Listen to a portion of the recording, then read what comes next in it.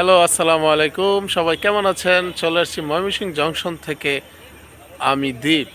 এখন আপনারা দেখছেন এখানে এই ট্রেনগুলো যত ময়লা হয়, ধুলাবালু লাগে, তো এই জায়গায় পরিষ্কার করে, এই জায়গায় ধৌত করে খুবই সুন্দর একটা পরিবেশে।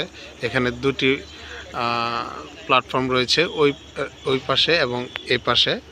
এখানে এইটা দিয়ে যে পানি বের হয়, পানি বের হয়ে আসলে অন্ধকারে আমি দেখাতে পারছি কিনা জানি না, তো এটা দিয়ে পানি বের হয়। পানিটা এখানে এই রেলগাড়িটা এখানে থাকে।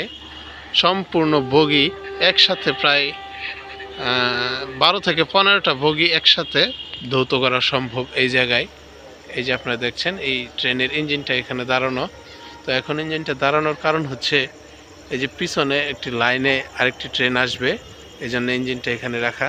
তো ওই দিক দিয়ে লাইন ক্লিয়ার করে দেওয়া হয়েছে, যে ওই দিক দিয়ে ওই ট্রেনটা চলে যাওয়ার পরে এই ইঞ্জিন আরেকটা গাড়িতে যায় জয়েন হয়ে, পরে ওইটা জামালপুরগামী চলে যাবে।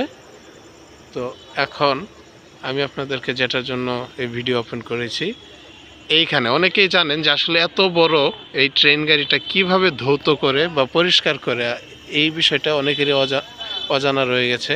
তো আমি এটা জানানোর জন্যই যে এই যে প্ল্যাটফর্মটা দেখতে পাচ্ছেন, এই যে এখানে নিচে, তো এইটা এইখানে ধৌত করে।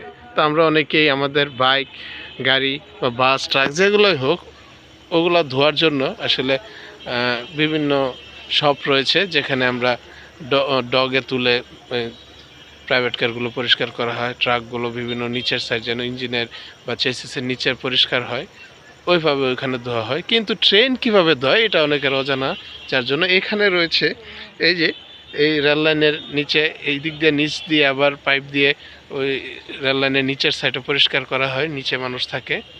তো এইভাবে এই রেল লাইন, ট্রেন গাড়িটি পরিষ্কার করা হয়।